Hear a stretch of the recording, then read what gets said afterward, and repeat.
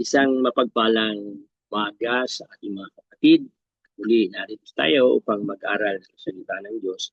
Ating buksan ang ating pagbukuanan ng salita ng Diyos mula sa Isaiah 49, verse 14 to 16. At ganito ang kanyang pagkakasabi sa NIV version. But Zion said, "The Lord has forsaken me. The Lord has forgotten me." Can a mother forget the baby at her breast and have no compassion on the child she has born? Though she may forget, I will not forget you. See, I have engraved you on the palms of my hands. Your walls are even ever before me. Pagpalain ng Panginoon, kanyang salita. Tayo manalangin, Panginoon, salamat po sa iyo. Sa iyong mga kamay, nais namin pagkatiwala ang salitang galing sa iyo. Kaya mo, Panginoon, ang iyong salita ay aming maintindihan, maunawaan, tayan mo sa oras na to. Tanggapin mo, Panginoon, ang aming pagpapakumbaba, pagpapasakop. Tanggapin mo, Panginoon, ang paghingi ng dulong patungkol sa salitang iyong ibibigay. Kaya mo maging angkop ito at maintindihan namin ang dakila mong pag-ibig sa amin. Panginoon, salamat sa iyo. Sa iyo po namin dinadalangin ang bawat isang makarinig ng salita, ang iba ng Espiritu ang siyang kumilo sa aming pandinig, sa aming puso, at sa aming pagtanggap sa lahat ng ito at pagsasagot. Salamat po sa pangalan ni Jesus. Amen. Dito sa ating nabasa, ito yung kasaysayan ng ang Babylonia, ang Israel ay nasakop ng Babylonia. Ito'y nangyari nung pagkaguho ng city ng Jerusalem at pagkasira ng templo. Ito'y nung pumasok ang Babylonia, ito'y winasak at tumagal ng mahabang panahon. At dito sa chapter 40 hanggang pataas, ito yung second part ng Isaiah na kung saan dinidiscuss na dito ng Panginoon yung pagliligtas na gagawin niya, yung yung restoration ng Israel. Ito na yung panahon na umaangat na yung Assyrian Empire. Ito yung sila Cyrus, natatalunin na yung mga Babylonia. Ang sitwasyon nito, yung lahat ng mga taga Jerusalem pinaalis doon sa kanilang bayan, winasak yung templo at dinala sila sa Babylonia. Kaya lang, makita natin, sa panahon ni Cyrus, yung mga Israel pinabalik doon sa kanilang bayan. Pero ito ay kasalukuyang bihag sila, alipin sila, nasa ibang lugar sila. Kaya yung kanilang nararamdaman noon ay sobrang bigat. Napakiramdam nila pinabayaan na sa sila ni Yahweh. Sabi niya, nakalimutan na tayo ni Yahweh. Yung Israel no na pinaka umangat, naging sentro ng katanyagan mula pa lang kay Moses doon sa Egypt, kung paano nawasak ang Egypt hanggang sa panahon ni David at ni Solomon, nakita natin kung paano naging matagumpay. Tapos dito, ang Israel na to ay nawasak at nadurog. Ito yung panahon na talagang nagkaroon kasi ng mabigat na pagsuway ang bayan ng Diyos at sila ay nahulog mula dun sa proteksyon ng Panginoon. Kaya at ito'y ang Diyos natin ay hindi lang Diyos naman ng pag-ibig, kundi Diyos na makatarungan. Kaya hinayaan sila ng Diyos na dumaan dun sa disiplina upang bumalik yung kanilang paggalang at pakipagtipan sa Diyos nang maintindihan nila yung pait ng wala ang Diyos. At dito, ang ginamit ng Diyos na metaphor ay yung metaphor ng isang ina. Sa oras na to, nagdiriwang natin ang Mother's Day, kaya Happy Mother's Day sa lahat ng nanay, sa bawat magulang na siyang nagsakripisyo sa kanilang anak, tinalaga ng ating ng bayan o ng bansa na bigyan ng pahalaga ang pagmamahal ng isang ina. Kaya dito, mapapansin nyo, nung ang Diyos na unlimited God, ang Diyos na great lover, ay gumamit ng metaphor para ipaliwanag niya ang pag-ibig niya sa Israel, sa paraan ng paggamit ng pag-ibig ng isang ina, yung kalagayan ng isang ina. Kasi ito yung panahon na feeling of abandonment. Pakiramdam nila, iniwanan na sila ng Diyos, yung rejection, ito yung panahon ng insecurity, ito yung panahon na parang ano na sila, anxiety. At yun, lahat ng yun ay panahon na yun ay hirap na hirap sila at yun yung emotionally distressed sila. Pero biglang nagsalita ang Diyos at tumugon doon sa kanilang sagot na sabi nila ay, the Lord has forsaken me, pero sinagot naman sila ng Panginoon na sa paraan ng pag-ibig ng isang ina na hindi malilimutan ng isang ina ang isang batang nanggaling sa kanya. At kung meron man, ako kailanman hindi ko kayo malilimutan. Ito yung sagot ng Diyos, kaya yung can a mother forget? Sabi niya, baby, no? Yung bata na galing sa kanya. Pero, salamat sapagkat dahil sa halimbawang ito, mas na-highlight o nabigyan ng diin kung ganong kalaki ang pag-ibig ng Diyos. Kaya ang ating pamagat ng ating pag-aaralan, ang pag-ibig ng Ama ay higit sa pag-ibig ng isang ina. Kung dadagdagan ko, ang pag-ibig ng ating Diyos bilang Ama ay higit pa sa pag-ibig ng isang ina. Bagamat ginamit ng Diyos yung pag-ibig ng isang ina, yung word doon na kung meron man na ina na makalimot sa kanyang anak, ako kailanman hindi ko kayo kalilimutan. Pero bakit ito ang ginamit ng Diyos at hindi siya gumamit ng iba? Kasi ito yung pinaka madiin kapag ang usapan ay pag-ibig. Ito yung pinaka malinaw dun sa ancient time na klase ng pag-ibig na napakadakila. Pero kahit na ito'y napakadakila, ito'y napakalalim ang kahulugan sa tao, kulang pa rin to kung ikukumpara sa pag-ibig ng ating Diyos. Kaya nga, ginamit niya lang para maintindihan ng tao na limitado yung kaalaman. Kaya kung ano yung meron ng tao, dun dinadaan ng Diyos yung kanyang metaphor para maintindihan ng tao yung meaning. Kasi sa atin malalim yun, pero kulang pa rin yung lalim nun kung ikukumpara sa pag-ibig ng Diyos. Kaya gumamit siya ng metaphor ng mother's love. Ito emotionally significant ng time na yun. Sinisimbolize nito ang maraming bagay, no? Kaya ang una nating pag-uusapan ay yung unconditional care of God, no? Yung unconditional care of God. Yung pag-ibig ng Diyos dito sa Israel ay unconditional.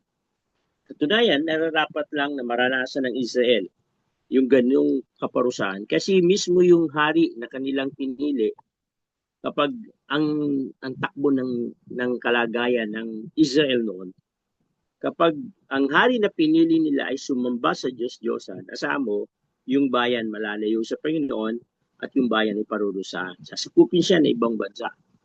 Ngunit kung ang hari ay nanumbalik sa Diyos, yung bayan manunumbalik sa Diyos at yung bansa ay muling aangat at tataas at pagpapalain ng Diyos. Laging ganun. Laging ganun. Pero sa kabila ng pabago-bagong ugali ng tao, yung pag-ibig ng Diyos, nananatiling unconditional. Hindi yung mahal tayo ng Diyos kasi mabait lang tayo. Hindi. Mahal niya tayo kasi siya mismo yung God of love. Mahal niya tayo hindi dahil sa nagagawa natin yung gusto niya, kundi mahal niya tayo kasi nagdesisyon siya na mahalin tayo. Nakipagtipan siya sa atin. Kaya nga, ito yung kagandahan ng tipanan na alala ng Diyos, yung kanyang tipanan. Ang tipanan ay higit pa sa mother's love. Bakit? Yung mother's love, makita natin, kaya mo lang mahal siyang tao kasi anak mo. Kasi galing sa iyo. Yun yung limitasyon. Siya istorge dahil kamag-anak, dahil relative, kaya mo mahal. Pero pag ibang usapan na hindi mo kamag-anak, limited lang siya. Hindi siya pasok sa lahat ng tao. Ang agape love ay pasok sa lahat ng tao. kahit anong lahi ka, kahit anong tao ka, maging yung nagpako kay Jesus dun sa krus, kasama sila sa dinisyonan ni Jesus na mahalin pari-paranas yung Father's love, no? Kaya dito sa una, malinaw na yung covenant na diniin ng Diyos ay isang desisyon ng Diyos para mahalin tayo. Hindi natin desisyon yun, kundi desisyon ng Diyos na inoffer sa atin at nung tinanggap natin, naging bahagi tayo ng tipanan. At ganoon nangyari sa Israel. Kaya kung covenantal, sa atin may kainaan. Kasi kung covenantal, kaya ka nakipagtipan kasi nagsimula sa iyo. No? Hindi siya unilateral siya at hindi siya bilateral na nagdesisyon both party tapos pinagpirmahan. Dito, ang Diyos ang nagdesisyon kasi nahabag siya sa tao, gumawa na agad siya ng plano ng tipanan kapag tas inoffer sa tao. Kaya nung tinanggap yun ng tao, nakinabang yung tao. Kung hindi niya tatanggapin, kaparusahan yun na dati nang nasa kanya. Pero nailigtas siya sa kasiraan nung tinanggap niya yung pag-ibig ng tipanan ng Panginoon. Kaya dito, habang dinidiriwang natin, yung ini-imagine natin yung kabutihan ng ating ina, meron tayong isang natitiyak na naintindihan, mas mataas ang pag-ibig ng ating Diyos sa atin kesa sa pag-ibig ng isang ina. Kaya dito, malinaw na yung covenant ay isang pagpasok ng Diyos sa isang tipanan na sa mga taong may limitasyon at sa kanya na walang limitasyon. Kaya kung pagdating sa pagkukulang, taong nagkukulang hindi ang Diyos. Pagdating sa kapangyarihan ng Diyos ang gumagalaw, tao walang kapangyarihan. Lahat ng kahinaan nasa tao, lahat ng kalakasan ay nasa Diyos. Ito yung kalagayan. Bakit nakahigit ang pag-ibig na ito, yung unconditional care of God? Bakit nakahigit? Kasi ito'y panahon ng pagdidisiplina sa bayang Israel dahil pinili nila ang sumuway sa Diyos. Pero sa kabila ng pagdidisiplina, nandun pa rin yung pagmamahal ng Diyos. Nakaabang pa rin, protected kahit na sila ay nasa kaparusahan. Yun yung kagandahan. Sa Bible may tinatawag na remnant. Madalas paggugunawin ng Diyos ang Israel, parurusahan ng Diyos ang Israel dahil sa kanilang pagsuway, laging nag-iiwan ang Diyos ng ilang piraso na magpapatuloy nung kabuuan ng plano niya. Kasi pag ginunaw niya ang buong Israel, yung kabuuan ng plano niya ay hindi mangyayari. Kaya kailangan siyang magtira. Kailangan siyang merong iwan kasi hindi pa tapos yung plano ng Diyos para sa bayan ng Israel. At anong lesson? Sa atin ganun din. Maraming pagkakataon, nagkukulang tayo, may pagkakamali tayo, pero pasalamat tayo kasi nakipagtipan tayo sa isang Diyos na hindi katulad natin. Ang Diyos natin ay kung magmahal, hindi dahil sa anak niya tayo noon pa. Hindi, dati hindi niya tayo anak, tayo yung mga kaaway niya. Pero minahal niya pa rin tayo. Yung pagmamahal niya, hindi nagbabago. Yung pagmamahal niya, hindi nag-iiba. Ganun at ganun pa rin. Kaya nga, makita natin, protected tayo kasi meron tayong Diyos na kinalala na kung magmahal ay ganun na lamang. At ito'y bahagi rin ng dito sa unconditional care. Makita rin natin dito restoration para dun sa future plan. Kasi ang Israel nun ay naparusahan dahil sila'y nagsuway, nagtira ng remnant kasi may plano pa ang Diyos sa bayan ng Israel. Katunayan, sa panahong ito, inihula na ang Kristong darating. Sa Isaiah 49 to, sa 53, pinaliwanag na ang Kristong darating ay magsasakripisyo para sa atin.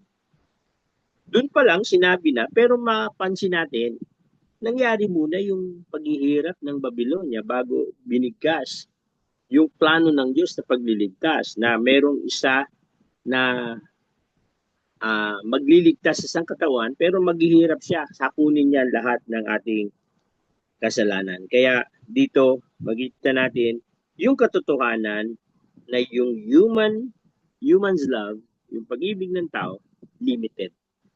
Pag-ibig ng Diyos, walang hangganan. Kita natin nung una, higit siya sa mother's love kasi kahit hindi niya anak, kaya niyang mahalin, kahit na yung anak ng iba, kaya niyang mali kasi yung pagmamahal niya nagsimula sa kanya. At dito rin, madiin natin makikita na protektado ang taong nakipagtipan sa Panginoon kahit na sa panahon ng pangit yung kalagayan, no? At yung panguli, makita natin yung restoration para preparation para sa future plan. Kaya ito yung sakop lahat ng unconditional care of God. Ito yung pag-ibig ng Diyos. Punta naman tayo sa pangalawang bagay, yung physical closeness. Kaya ginamit yung metaphor ng nanay at ng batang sanggol na nanggaling sa kanya. Makita natin yung spiritual closeness nandoon. Mula pa lang sa pagdilihi, sa pagsilang ng bata, kasama na yung bata sa loob ng 9 na buwan, doon sa loob ng kanyang katawan. At pagkatapos kapag ito'y sinilang, ilang taon to nakasakasama ng nanay. Dito nga sa Pilipinas, makita natin walang expiration walang time bound yung pagiging pangangalaga ng nanay. Minsan may mga anak na yung kanyang anak, siya pa rin ang tagapag-alaga para protektahan at tulungan yung kanyang mga anak. Walang katapusan. Kaya dito, yung maternal imagery na ginamit ng Diyos, nagpapakita ng strong nursing mother na strong na symbolize nung great love, no? At dito makita natin yung physical closeness ang dinidiin. Kanina, dun yung unconditional care of God, pero ngayon yung physical closeness na idinidiin ng Diyos sa kanyang pakikipagrelasyon, sa kanyang pakikipagtipan. Kaya dito ay mapapansin natin na yung closeness ng isang ina, hindi naman nangyari yan doon sa pagsilang. Ang closeness ng ina ay nangyari yan sa loob ng sinapupunan ng magulang, ng nanay. Doon pa lang yung closeness, naririnig mo yung tibok, the same yung katawan na kumakain ka, kalaunan yung kinain mo, pupunta rin sa kanya. Parehas na parehas, yung tibok ng puso, pag inano ka, may tibok din ng puso yung nasa loob mo ng tiyan. Kaya doon pa lang, makita natin doon sa metaphor, yung closeness nung anak tsaka nung magulang. Ginamit ng Diyos ang metaphor nito kasi gusto niya rin idiin yung closeness, yung lalim nung pagsasama-sama. Ito yung dinidin ito yung tenderness, yung intimacy, at yung tinatawag nating emotional attachment. Katunayan, dun sa isang attachment theory, meron siyang ginamit na example kung bakit nagiging secured yung bata, bakit nagiging tama yung bata. Ito yung secured attachment na ang ibig sabihin kapag yung bata mula sa pagkabata, naging tama yung approach ng magulang. Pag siya'y nagutom, narinig siya at naintindi at kinukuha siya. Pag siya'y umiyak, merong nagbibigay ng panahon sa kanya. Ito yung secured attachment. Kasi tama yung approach ng magulang na siyang caregiver, na siyang tumutulong dun sa bata. Kaya yung caregiver, wala siyang issue dun sa ibang taong nakapaligid sa kanya, wala siyang issue, kaya kumpleto yung batang to. Pero, yung pangalawa, makita natin, iba-iba na. Meron yung avoidant, meron yung ang attachment niya ay parang humihiwalay siya, kaya may mga bata na parang insecure. May mga bata na ayaw magtiwala, ayaw magmahal. May mga bata, kasi dahil yun sa past nung mga tao. At yun nangyayari sa atin yun. Pero salamat sa Panginoon, kasi yung ginamit ng Diyos na physical closeness ay intimacy. Kumbaga gagamutin niya, once naging Panginoon natin siya, gagamutin niya yung lahat ng maling attachment na nangyari sa atin. Yung maling ginawa ng mga caregiver. No? Kapag naabuso ka kasi nung caregiver mo, nung nag-alaga sa iyo, asahan mo, ibang klase yung magiging approach mo sa tao. Yung karakter mo mag-iiba, maapektuhan. Yung insecurity naroon, yung parang doubt, ayaw mo magtiwala sa tao. Yun yung mga sitwasyon. Pero salamat sa Panginoon, yung pag-ibig niya ay ah, parang nagdidikit muli sa atin para magtiwala sa Kanya at magtiwala sa ibang tao. Kaya dito ay yung pag-ibig ng Diyos ay lalong naglalapit sa tao. Kumbaga, yung lalim ng physical attachment ng Diyos ay higit pa dun sa physical attachment nung nanay at nung bata, nung batang nanggaling sa kanya. Kasi makita natin merong limitation. Pag lumaki na yung bata, iwalay. Pero sa Diyos, hindi. Hanggat narito ka sa lupa, pinaparamdam ng Panginoon yung pagiging anak natin sa Kanya. Kaya una, nakita natin, unconditional care na bigay ng Diyos na binibigay ng isang ina sa kanyang mga anak. Subalit, makita natin, mas mataas yung unconditional care ng Diyos kaysa unconditional care ng isang ina. Ganun din yung physical closeness, gusto ng ina laging malapit sa kanya. Kaya yung pagdating sa bata, karga-karga, pag ginawa ng tatay, iiyak. No? Kasi mas malapit talaga sa ina. Pagdating sa pagdulog, sa nanay tumatabi, hindi sa tatay. Pero, ang punto naman nito, ginamit naman dito yung physical closeness ng Diyos sa atin na hindi limitado ng time, hindi limitado ng kakayahan ng isang ina, o hindi limitado ng lugar. Kundi ang closeness na ginagawa ng Diyos, aware siya dun sa ating patutunguhan at gusto niya malalim. Kaya dun sa covenant, makita natin, hindi na makawala ang Diyos dun. Kasi pumayag na siya na makipagtipan sa atin. At sa panghuli, kita natin yung protection, yung ginamit niya dun na nalimutan na tayo, sabi niya, hindi, iniukit ko kayo sa aking mga kamay. At dun sa pagkakasabing yun, ito yung tugon ng Diyos para patunayan na hindi ko kayo pinabayaan. Kaya, sinabi niya yun, ito yung tumutukoy na engraved kasi is tato. Itinato yung ating pangalan sa kanyang kamay. Ito yung metaphor, pero ito'y panatilihan. Ito'y pang matagal. Hindi ito temporary na pag nagugas kang kamay, nawawala na. Yung engrave na binanggit, parang tato na itinatak dun sa kamay. At yun ay seryosong bagay na ibig sabihin, eternal ang usapan dun. Pangalawa, intimate ang usapan dun. Na ibig sabihin, hindi siya gagalaw nang hindi niya nakikita. Tayo, sa kanyang bawat desisyon, kinasama niya tayo. Kaya yung pangatlo ay protection. Ang binibigay ng Panginoon, protection, na siyang binibigay din ng isang ina sa kanyang anak. Pero pagdating sa limitasyon, may limitasyon pa rin yung pag-ibig ng isang tao sa kanyang anak. Ang pag-ibig ng Diyos ay walang limitasyon. Pinatunayan niya yan sa krus at ginawa niya yun. At yun ay nakinabang tayo. Ang pag-ibig ng Diyos ay permanent. Hindi siya one time. Hindi siya seasonal. Ang pag-ibig ng Diyos ay constant. Tuloy-tuloy. No? Hindi siya nagbabago. Kaya mga kapatid, sa tatlong bagay na mahalaga, doon sa example na pinakita ng Diyos, na ang Israel ay under ng persecution, under ng pagsakop sa kanila, makita natin, ipinaramdam ng Diyos na under control sila. Hindi sila mananatili doon. Sila ililigtas ng Diyos.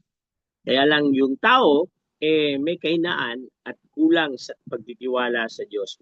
Kaya idinin ng Diyos yung metaphor ng isang ina para mas maintindihan ng tao na ang Diyos ay seryoso sa kanyang sinasabi.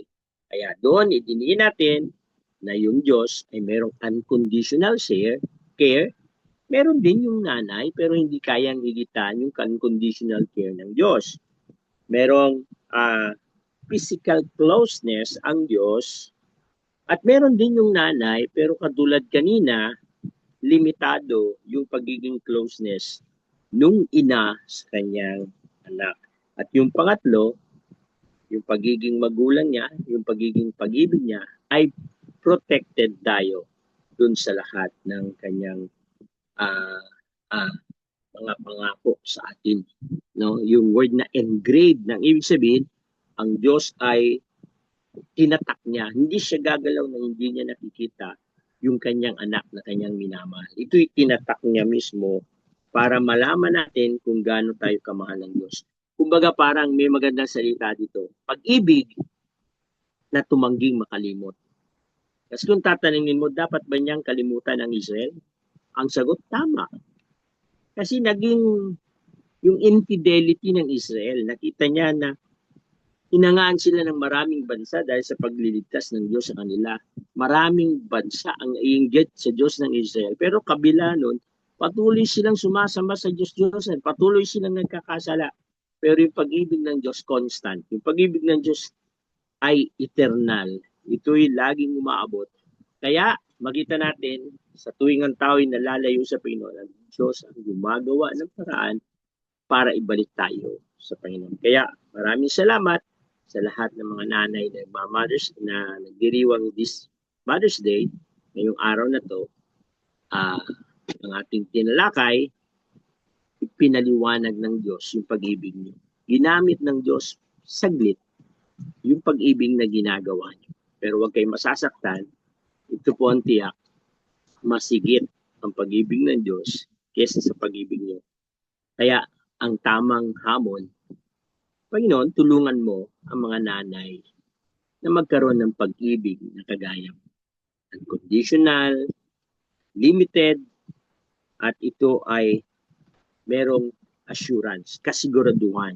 Hindi dahil sa kami ay magaling, sa kami mabait, kundi dahil ikaw ay tapat sa iyong ipanan. Kaya yung word na sacrifice na ginawa ng Panginoon, yung word na yon ay makita natin yung pag-ibig ng Diyos is sacrificial and emotional, no? Pinaramdam niya. Kaya ginamit niya yung emotional imagery ng nanay at ng sanggol kasi yun talaga yung kanyang nararamdaman sa atin. Kaya yung mothering ay pwedeng ma-influensyan ng divine fathering. Yung ginagawa ng Diyos sa atin, yun din ang gawin natin sa ating mga anak. At naranasan ng Diyos, lahat ng lingkod ng Diyos kung paano silang pinastulan ng kanilang Panginoon. Nawa sa mga nanay na narito, kung po'y bumabati sa inyo ng ligayang araw ng mga ina. Tuloy po kayong pagpalain ng Diyos, patuloy kayong biyayaan ng Diyos sa lahat ng inyong ministeryo, bagamat alam natin na mahirap yung bahagi ng buhay nyo sapagkat kayo yung nakakaranas ng kumpara sa lalaki. Ang lalaki kasi hindi emotional. Ang lalaki kadalasan ay nasa labas, hindi niya nakakasama yung kanyang mga anak sa maraming pagkakataon. Pero kayong ina, yung active na active sa nakikibahagi. Kaya mabuhay ang bawat nanay na narito, nakaririnig, pagpalain kayo ng Panginoon, hingin natin sa Panginoon na mas lalo pang pagtibayin yung pagiging mabuting ina ng bawat sila.